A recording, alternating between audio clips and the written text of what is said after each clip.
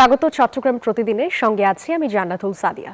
সরকার প্রধানের দায়িত্ব নেয়ার পর প্রথমবার বন্দরনগরী চট্টগ্রাম সফরে যাচ্ছেন প্রধানমন্ত্রী তারেক রহমান।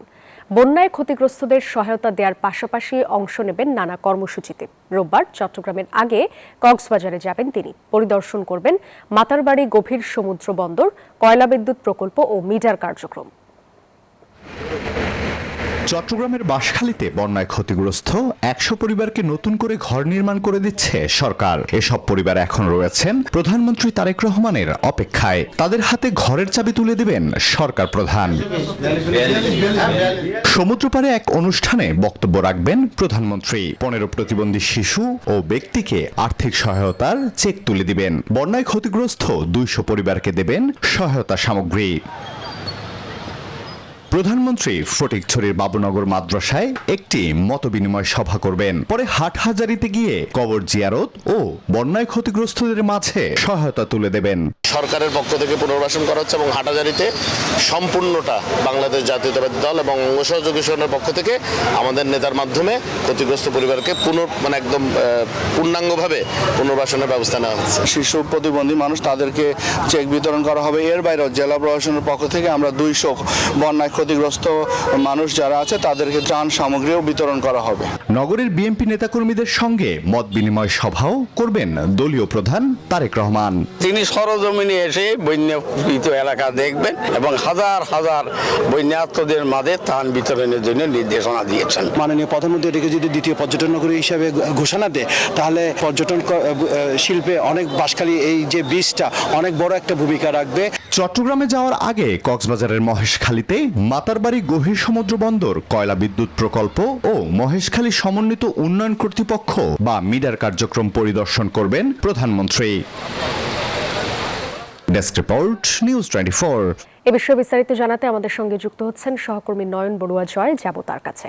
জয়, প্রধানমন্ত্রীর সফর ঘিরে প্রশাসন প্রস্তুতি কি শেষ করেছে কিনা জানাবেন, আর নিরাপত্তা ব্যবস্থা কেমন দেখছেন? সাদিয়া, দেখতে পাচ্ছেন মঞ্চ একেবারে প্রস্তুত। যে মঞ্চটি দেখতে পাচ্ছেন, মঞ্চের আশপাশ এলাকায় কিন্তু আমরা দেখতে পাচ্ছি প্রশাসনের যে তৎপরতা, সেই তৎপরতা তারা নিয়ে রেখেছেন। একই সাথে কিন্তু জেলা প্রশাসক যেমনটা জানিয়েছেন, যে পুলিশের এমনকি প্রশাসনের চারস্তরের যে নিরাপত্তা, সেই নিরাপত্তার বলয় কিন্তু আমরা দেখতে পাচ্ছি সকাল থেকে। এমনকি মঞ্চের আশপাশে একেবারে এসএসএফের নিয়ন্ত্রণে নিয়ে নেওয়ার জন্য তারা অপেক্ষা করছেন। তো সব মিলে বলা যায় যে যেখানে আমরা আছি, এখানে মঞ্চের মধ্যে কিন্তু এখানে সমাবেশ হবে।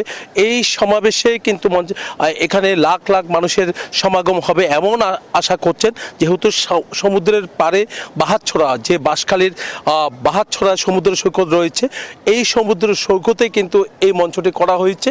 তো তার কারণে কিন্তু এখানে বিভিন্ন জায়গার নেতা কর্মীরা এসেছেন। একই সাথে সাধারণ মানুষও এখানে যারা বসবাস করেন, প্রধানমন্ত্রীকে এক নজরে দেখার জন্য, কাছে থেকে দেখার জন্য সবাই আশা নিয়ে আছেন। তো এখন থেকে অনেক নেতাকর্মী কিন্তু বাঁশখালীতে অপেক্ষা করছেন। একই সাথে প্রধানমন্ত্রী এখানে যারা বন্যা দুর্গত এখানে বাসিন্দা রয়েছে, যাদের ঘরবাড়ি একেবারে বিধ্বস্ত হয়েছে, তাদের হাতে কিন্তু ঘরের চাবি, নতুন ঘরের চাবি তুলে দেওয়ার কথা রয়েছে। ১০০টি ঘর কিন্তু একেবারে প্রস্তুত রয়েছে। প্রধানমন্ত্রীর হাতে কিন্তু চাবি পৌঁছে যাবে তাদের হাতে। এই ছিল আমার এখানকার সর্বশেষ। ফিরে যাচ্ছি স্টুডিওতে সাদিয়ার কাছে। জয়, ধন্যবাদ আপনাকে। দীর্ঘ প্রায় ৩ বছর পর চট্টগ্রাম বিশ্ববিদ্যালয়ের ৩৬তম সিনেট অধিবেশন অনুষ্ঠিত হয়েছে। সকালে বিশ্ববিদ্যালয়ের উপাচার্য অধ্যাপক ডক্টর মোহাম্মদ আল ফুরকানের সভাপতিত্বে এই অধিবেশন অনুষ্ঠিত হয়। অধিবেশনে ২০২৬-২৭ অর্থ বছরের জন্য ৫০৩ কোটি ৪৭ লাখ ৩৭ হাজার টাকার প্রাক্কলিত রাজস্ব বাজেট অনুমোদন করা হয়। পাশাপাশি ২০২৫-২৬ অর্থ বছরের ৪৮৯ কোটি ৯৯ লাখ ৭৯ হাজার টাকার সংশোধিত রাজস্ব বাজেটও আলোচনা আসে। এর আগে সবশেষ ২০২৩ সালের ৩০ জুলাই বিশ্ববিদ্যালয়ের ৩৫তম সিনেট অধিবেশন অনুষ্ঠিত হয়েছে। টানা বৃষ্টিতে ঢাকা চট্টগ্রাম মহাসড়কের কুমিল্লার নাজিরাবাজার এলাকায় সৃষ্টি হয়েছে বড় বড় গর্ত। এতে ধীর গতিতে চলছে দূরপাল্লার বাস সহ বিভিন্ন যানবাহন। সৃষ্টি হয়েছে প্রায় ২০ কিলোমিটার দীর্ঘ যানজট। বৃষ্টির পানি জমে মহাসড়কের গর্তগুলো আরো ভয়াবহ হয়ে উঠেছে। এতে ঘন্টার পর ঘন্টা সড়কে আটকে থাকতে হচ্ছে ঢাকা ও চট্টগ্রাম সহ বিভিন্ন রুটের যাত্রীদের অভিযোগ, বৃষ্টি হলেই মহাসড়কের এই অংশে যান চলাচল ব্যাহত হয়। ফলে নির্ধারিত সময়ে গন্তব্যে পৌঁছাতে পারছেন না তারা। জনভোগান্তি কমাতে দ্রুত গর্ত সংস্কার ও যানজট নিরসনে কার্যকর পদক্ষেপের দাবি জানিয়েছেন ভুক্তভোগীরা। এই যানজট, এই ফ্যামিলি নিয়ে, ছোট বাচ্চা কাচ্চা নিয়ে কখন চট্টগ্রাম বুঝবো তাও এখনো বলা যাচ্ছে না। আমাদের আসতে সময় লাগে 12 ঘন্টা, এখন সময় লাগছে মনে করো 18 ঘন্টারও বেশি। নির্মলন সামনে থেকে এক জায়গাতে 1 ঘন্টা দাঁড়িয়ে নিয়েছিলাম। যানজট নিয়ে আরো খবর জানাতে কুমিল্লা থেকে সরাসরি যুক্ত হচ্ছেন সহকর্মী এইচ.এম. মহিউদ্দিন। সমস্যা সমাধানে কি পদক্ষেপ নিয়েছে কর্তৃপক্ষ? ধন্যবাদ সাদিয়া।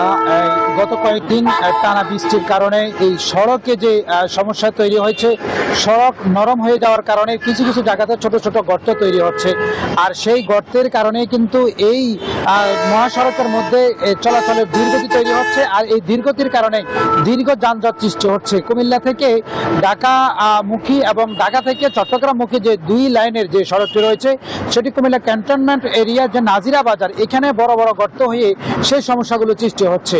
গত কয়েকদিন টানা এই বৃষ্টির এই গর্তগুলোর কারণে মহাসড়কে যারা কর্তৃপক্ষ রয়েছেন তারা সামান্য ধরনের কিছু সংস্কার করলেও আসলে সেটি সেখানে নিরসন হচ্ছে না এবং দীর্ঘ যানজট লেগে থাকার কারণে এই দূরপাল্লার যে সাধারণ যাত্রীরা রয়েছেন তারাও কিন্তু ভোগান্তির পাশাপাশি পণ্যবাহী যে গাড়িগুলো রয়েছে সেগুলো কিন্তু সেখানে কিন্তু এই ধরনের কার্যক্রম তারা এই সমস্যার সম্মুখীন হচ্ছে। আমরা যে যাত্রীদের সাথে আমরা যে কথা বলেছি তারা বলছেন যে তারা যেখানে তাদের 6 থেকে 8 ঘন্টার যে পথ তারা অতিক্রম করার কথা ছিল, সেখানে তারা 18 ঘন্টা থেকে 22 ঘন্টা পর্যন্ত এই সড়কে তারা এই ভোগান্তির শিকার হচ্ছে। পাশাপাশি তাদের এই ভোগান্তির মধ্য দিয়ে তাদের যে চলাচল এবং খাওয়া দাওয়ার এবং বিভিন্ন রকমের অনিরাপত্তা দেখা দিয়েছে। সড়ক বিভাগ যেমনটি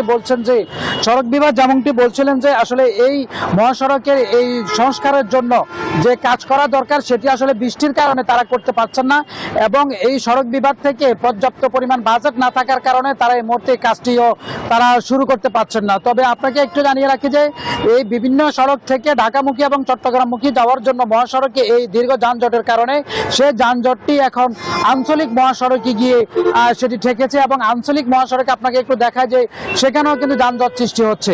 তার বিষয়টি হচ্ছে যে যখন মহাসড়কে এভাবে যানজট লেগে থাকে তখন সাধারণ মানুষ তাকে বাই রোডে সেটি তার গন্তব্যস্থানে যাওয়ার জন্য তারা বিভিন্নভাবে কৌশল অবলম্বন করলেও সেটি আসলে তারা পাচ্ছে না। বিশেষ করে এই কুমিল্লা ফতুয়ার বাজার বিশ্ব রোড এলাকা থেকে এই যে মানুষের ভোগান্তি এবং যানজট, এই মুহূর্তে কুমিল্লা থেকে আমার কাছে ছিল সর্বশেষ। চলে যাচ্ছে স্টুডিওতে সাদিয়া। মহিউদ্দিন, ধন্যবাদ আপনাকে। ছুটির দিনে পর্যটকে মুখর কক্সবাজার সমুদ্র সৈকত। এ নিয়ে কক্সবাজার থেকে আরো খবর জানাতে যুক্ত হচ্ছেন সহকর্মী ইরফানুল হাসান। ইরফান, সৈকতে পর্যটকের উপস্থিতি কেমন দেখছেন জানাবেন। সাপ্তাহিক ছুটির দিন আজ। সাপ্তাহিক ছুটির দিনে কক্সবাজার যেরকম পর্যটকের মুখর থাকে, আজকে তার চিরচাহিত যে রূপ সেটি ফিরে পেয়েছে। কয়েকদিন ধরে কক্সবাজারে বৃষ্টি আর বন্যার কারণে মোটামুটি এক প্রকার পর্যটক খরা চলে আসলেও এখন কিন্তু পর্যটকের বেশ উপচে পড়া ভিড় বলা যায়। আজকে যথেষ্ট পরিমাণ পর্যটকের উপস্থিতি আমরা লক্ষ্য করছি এবং কক্সবাজারের যে কয়েকটি পয়েন্ট আছে, বিশেষ করে কলাতলি, সুগন্ধা, লাবণী সহ সবকটি পয়েন্টে আজকে একেবারে পর্যটকের মুখর রয়েছে। বিকেলের এই সময়টাতে সৈকতের যে মনোমুগ্ধকর সৌন্দর্য, সেই সৌন্দর্য উপভোগ করার জন্য দেশের বিভিন্ন প্রান্ত থেকে বন্ধু বান্ধব, আত্মীয় স্বজন নিয়ে যারা ঘুরতে এসেছেন তাদেরকে প্রাণবন্তভাবে সৈকতে সময় কাটাতে দেখা গেছে। কিন্তু বৃষ্টি বাদলের এই সময়টাতে সাগর বেশ উত্তাল থাকে এবং এখানে এই সময়টাতে গোসল করতে এসে অনেকের নিখোঁজ হওয়ার মতো ঘটনা ঘটে, পানিতে ডুবে যাওয়ার মতো ঘটনা ঘটে এবং কয়েকদিন আগে একজন পর্যটক নিখোঁজ হয়েছেন, এখন পর্যন্ত আসলে তার খোঁজ মেলেনি এবং গতকালকে একজন স্থানীয় যুবক এখানে গোসলে নেমে তার মৃত্যু হয়েছে। তো এখানে যারা লাইফগার্ডের কর্মীরা রয়েছেন তারা বলছেন আগত পর্যটকদের নিরাপত্তায় তারা কাজ করছেন, তবে সৈকতে নামার সময় যেখানে লাইফগার্ডে চিহ্নিত পতাকা রয়েছে সেই পয়েন্ট দিয়ে সৈকতে নেমে গোসল করার জন্য তারা অনুরোধ করেছেন। এবং কক্সবাজারে আগত যে সমস্ত পর্যটক তাদের নিরাপত্তায় ইতিমধ্যে জেলা প্রশাসনের পক্ষ থেকে একটি টিম গঠন করা হয়েছে এবং ট্যুরিস্ট পুলিশের বেশ উপস্থিতি আমরা লক্ষ্য করছি। তারা বলছেন যে কক্সবাজারে আগত পর্যটকদের নিরাপত্তায় ইতিমধ্যে ট্যুরিস্ট পুলিশ কাজ করছে এবং জেলা প্রশাসনের পক্ষ থেকে বেশ নিরাপত্তা বলয় তৈরি করা হয়েছে। এই ছিল কক্সবাজার থেকে ছুটির দিনে পর্যটনের সবশেষ খবরাখবর। ইরফান, ধন্যবাদ আপনাকে। লক্ষ্মীপুরের রামগতি পৌরসভার আলেকজান্ডার বাজারে বৈদ্যুতিক শর্ট সার্কিট থেকে অগ্নিকাণ্ডের ঘটনা ঘটেছে। ভোররাতে বাজারের পশ্চিম গলিতে এই দুর্ঘটনা ঘটে। স্থানীয়রা জানায়, ঘটনার সময় হঠাৎ করে একটি দোকান থেকে আগুনের সূত্রপাত ঘটে। মুহূর্তেই আগুন আশপাশের দোকানগুলোতে ছড়িয়ে পড়লে 8টি দোকান পুড়ে ছাই হয়ে যায়। খবর পেয়ে রামগতি ফায়ার সার্ভিসের একটি ইউনিট ঘটনাস্থলে পৌঁছে 1 ঘন্টার চেষ্টায় আগুন নিয়ন্ত্রণে আনে। 25 লাখ টাকার ক্ষতি হয়েছে বলে জানিয়েছে ক্ষতিগ্রস্ত ব্যবসায়ীরা। বৈদ্যুতিক শর্ট সার্কিট থেকে আগুনের সূত্রপাত বলে জানায় ফায়ার সার্ভিস। নোয়াখালী জেলা বিএনপির সাবেক ধর্ম বিষয়ক সম্পাদক হাজী আবুল কাশেম ও তার সহযোগীকে গুলি ও হামলার প্রতিবাদে ও সন্ত্রাসীদের গ্রেপ্তারের দাবিতে মানববন্ধন হয়েছে। দুপুরে নোয়াখালী চৌমুহনী হকার্স মার্কেট ব্যবসায়ী সমিতির উদ্যোগে এই মানববন্ধন অনুষ্ঠিত হয়। এর আগে বৃহস্পতিবার রাতে উপজেলার চৌমুহনী বাজারের হকার্স মার্কেটের মূল গলির ওবায়দুলের চা দোকানের সামনে গুলির ঘটনা ঘটে। বর্তমানে ব্যবসায়ী সেন্টার অবস্থা আশঙ্কাজনক। সন্ত্রাসীদের হামলার ভিডিও ফুটেজ দেখে সন্ত্রাসীদের গ্রেপ্তার করে আইনের আওতায় আনার দাবি জানিয়েছেন বক্তারা। এই ছিল নিউজ 24 চট্টগ্রাম প্রতিদিনের সংবাদে। ধন্যবাদ সবাইকে।